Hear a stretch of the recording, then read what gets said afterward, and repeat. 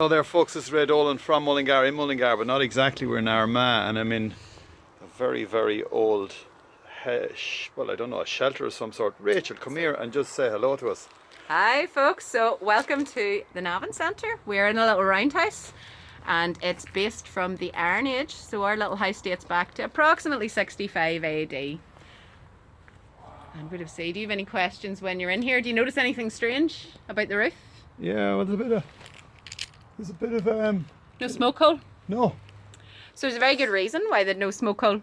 They actually learnt from their ancestors that if you have a smoke hole, you can get a little bit of an updraft and those sparks could burn your house down very quickly. It might only take you a few days to make this house, but you could lose it an awful lot quicker than that. And this is the fire here, so where did the smoke go? That is another good question. So obviously this is closed in, so the smoke is going to stay in the roof. Not great. Might cause you a few respiratory problems, but the Celts really made the best of everything. So what they would actually do is they would hang up meats and cheeses across the roof, and that'll smoke your meats and cheeses, give you a little bit more food for the winter. They wasted nothing. Wasted nothing. This here behind us is the back door or the front door? The only door. Really? The only it's door. very, very low. It is very, very low. But the reason behind this little door is you'd have a lookout view just above it. This is the window, yeah? Yeah, so you can keep a little eye on who's coming in. Right. Because if you want to come in through that door, the only way you can come in is to bend down and put your head first. Okay. So if you're coming in through that door unannounced, you're probably up to no good. So you might meet your fate with a hurley bat or a sword. And the hurley bat goes back that far? It does indeed, yep. And a lot of warriors would actually have used it as their main weapon when they were fighting. Because if you wanted iron, you had to have money, you had to have wealth.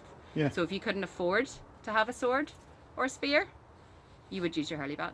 And the game was a bit, it wasn't a game really at the time, I think it was more of an exercise, was it? That's it, it was more of a, you played as an individual. So you would actually go out and play for yourself.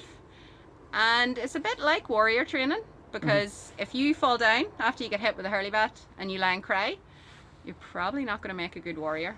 But if you get up and you go looking for whoever hit you, there's a good chance you're going to make a good warrior. One question for you. We're in the Navan Centre. Yeah.